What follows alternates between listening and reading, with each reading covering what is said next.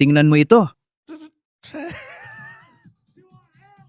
Oh, may blonde na Barbie, Hannah Spencer.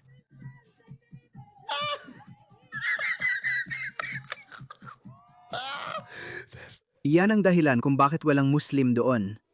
Walang multinali. Mga mahal kong Muslim, ito ang binoboto ninyo.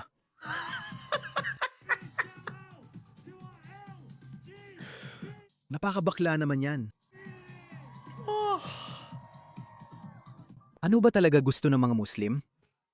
Parang gusto nila isara lahat, ipagbawal, maglagay ng visa restrictions, huwag kilalanin ng Israel, at itigil ang pagpapadala ng armas. Gusto nila ng tuluyang pagputol ng ugnayang diplomatiko sa Estado ng Israel. Wala silang pakialam sa posisyon ng Britanya sa pandaigdigang entablado. Wala silang pakialam sa ekonomiya ng Britanya. Hindi nila iniintindi ang ugnayan ng Britanya sa mga kaalyado gaya ng Estados Unidos. At sinisisi ko sila sa ganitong tuluyang pagkasira ng relasyon ng Britanya at ngayon pati ng Australia sa Estados Unidos. Dahil sa mga politikong labor, sinisira ang alyansa natin sa Estados Unidos para mapasaya lang ang maliit na grupong botanteng Muslim. Sige mga tao, akala natin magiging maayos na ang lahat. At siguro nga, pero may mga malaking komplikasyon pa rin. Tingnan ninyo ang larawang ito at tingnan ninyo sila. Itong taong ito, ang leader ng pinakasikat na kaliwang partido sa Britanya, ang Greens. Sobrang kaliwa sila, mga woke na sosyalista. Pinamumunuan ito ng isang baklang Hudyo na laban sa Zionismo at laban sa Israel na isang napaka-popular na paninindigan sa mga kaliwa ngayon. At itong dalawang ito ang kanyang mga co-leader. Sila ang kanyang mga deputy. Ang babaeng ito ay isang tipikal na kaliwa, woke, liberal, at pro-refugees na babae. Hindi talaga siya masaya na may mga refugee sa kanilang kapitbahayan. Naitala na sumulat siya sa lokal na konseho na tutol sa paglalagay ng mga migrante sa kanilang lugar dahil nagiging delikado ang kalsada.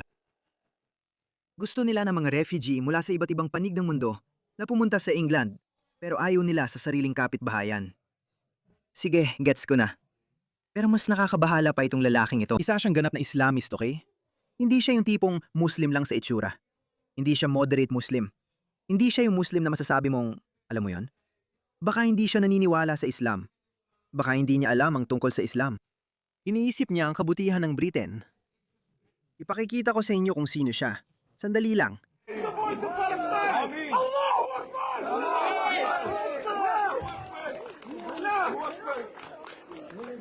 Tingnan mo ang panganib sa paligid ni Bar.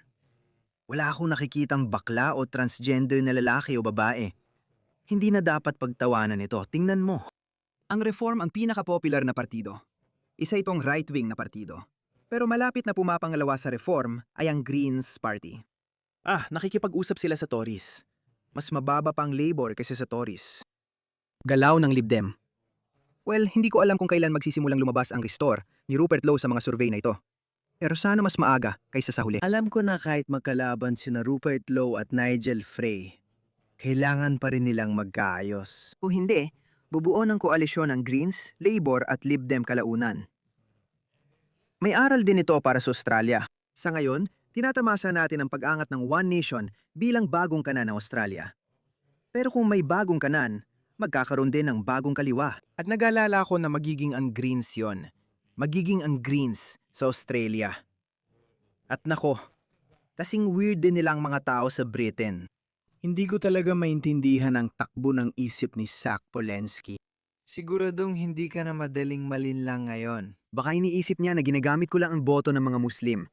Pero mananatili akong tapat sa aking LGBTQ, feminist, at lahat ng makabagong liberal na pagpapahalagang kanluranin. Baka ganoon ang iniisip niya. Sila ay mga sosyalistang Marxista, di ba? Hindi naniniwala ang Islam sa Marxismo o sosyalismo. Tutol pa nga dito.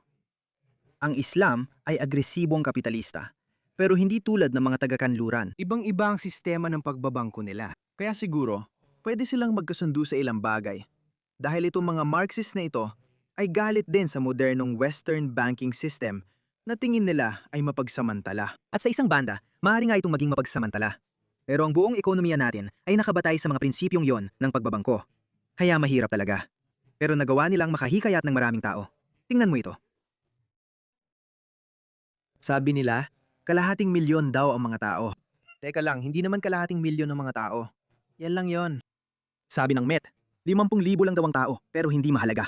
Sabi ko, magaling, magandang pagsisikap. Sige. Kung gusto mong makita ang itsura ng milyon-milyong tao, ito ang rally ng Unite the Kingdom ni Tommy Robinson, ilang buwan na ang nakalipas. Makikita mo kung gaano ito kalaki.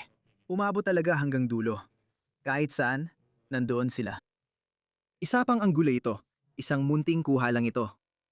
Ayun sa Met, 300,000 daw ang tao ron. Sa tingin ko, aabot ng 1,000,000. Hindi ako sigurado, obserbasyon ko lang. Si Tommy Robinson naman, sabi niya, 3,000,000 ang tao. Sa totoo lang, mga 1,000,000 nang siguro ang tao. Mahilig lang palakihin ang bilang. Tingnan mo ito. Wala kang makikitang Muslim.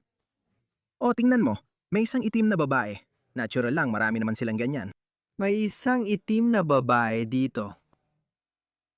May isa. Multicultural ang event na to, Zach Walensky. Tingnan mo. Walang Muslim dito. Bakit kaya? Nasaan si Mortin Ali? Wala namang Mortin Ali. Nagtataka ako kung anong nangyari kay Mortin Ali. Tignan mo siya.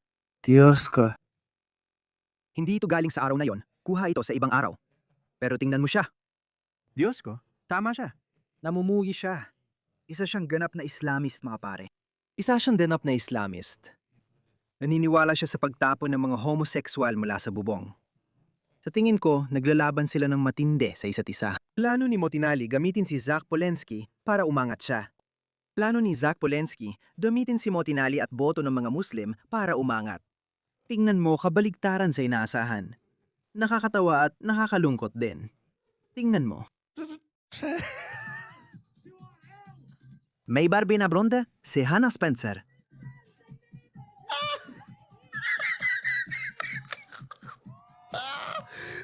Iyan ang dahilan kaya walang Muslim doon. Walang multinali. Mga mahal kong Muslim, ito ang binoboto ninyo.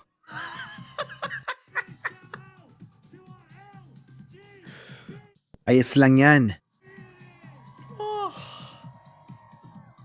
Tingnan mo ito. Walang kahit isang Muslim. Kaya pala hindi dumating si Motinali. Ipakikita ko pa sa iyo ang isa pa. Tingnan mo ito.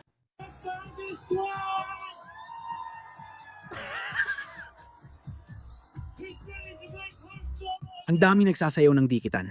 Kita mo? Hindi ako nag-e-exaggerate. Tingnan mo mula sa ibang anggulo. Walang Muslim dyan. Tingnan mo, silang sumasayaw. Tulad din na Zach Polensky at Hannah Spencer at ilang lalaking stripper na sumasayaw. Tingnan mo ito, grabe. Wala ni isang Muslim at sila pa ang buboto sa taong ito. Diyos ko. Anong nangyayari? Alam kong hindi mo ito sinusuportahan. Pero nagbibigay ito ng ibang pananaw sa pag-iisip ng mga British Muslim. Nabuboto sila para dito, nalubos na salungat sa kanilang paniniwala, para lang sirain ang lipon ng British o ang sistemang demokratiko ng Britanya. Ayaw nilang magkaroon ng boses ang mga pangunahing partidong pampulitika. Bakit? Kailangan ng mga pangunahing partido tulad ng Labour at Tories na humanap ng gitnang paninindigan. Hindi nila direktang kinokondena o sinasang-ayunan ng Israel, kaya nag-iingat sila at pumipili ng gitnang paninindigan tungkol sa gusto ng mga Muslim. Para sa kanila, ipasara at ipagbawal lahat, maglagay ng mga restriksyon sa visa, huwag kilalanin ng Estado ng Israel at itigil ang pagpapadala ng armas. Gusto nila ng ganap na pagputol ng ugnayang diplomatiko sa Estado ng Israel. Kung hindi ay hindi na namin kayo kakausapin o iboboto. Gaano kadelikado ang ganitong pag-iisip? Ipinapakita niyan na isa lang ang isyu na basehan nila sa pagbuto, kaya sobrang kampi sila sa sarili nilang grupo. Yun lang, wala silang pakialam sa ibang isyu. Hindi nila iniintindi ang kalagayan ng Britanya sa pandaigdigang entablado. Wala silang pakialam sa ekonomiya ng Britanya. Wala rin silang pakialam sa relasyon ng Britanya sa mga kaalyado nito tulad ng Estados Unidos. At sinisisi ko sila sa ganitong lubos na pagkasira ng Britanya at ngayon pati ng relasyon ng Australia sa Estados Unidos. Sinisira ng mga labor na politiko ang alyansa natin sa Estados Unidos para mapasaya lang ang napakaliit na base ng mga butanteng Muslim. Kaya yon, may ideya ka na. Ibabagsak nila ang buong United Kingdom dahil wala silang pakialam sa UK. Ang mahalaga lang sa kanila ay ang Islam. Noon pa nila ito paulit-ulit na sinabi. Ang mahalaga sa kanila ay ang Islam. Ang tunay kong katapatan ay hindi sa anumang bansa. Ito ay sa lumika ng mga bansa. Ito ay kay Rabbul Amin. Huwag mong sabing Briton ka, Muslim ka muna, yan ang iyong pagkakakilanlan. Naintindihan mo ba? Habang kumitindi ang impluensya ng politikang Muslim sa Britanya, lalong nagiging kahawig ito ng ikatlong daigdig na bansang Muslim. Hindi na iyon maiiwasan. Ang mga third world na bansa ay tinatawag na third world dahil sa kanilang mga tao, dahil sa kanilang politika, dahil sa kanilang mga pinahahalagahan. Kapag inangkat mo ang mga pinahahalagahan at politikang yon sa mga bansang may mataas na pagtitiwala, masagana, at maunlad gaya ng Britanya at Australia, hindi ka magtatagal na mananatiling masagana at maunlad.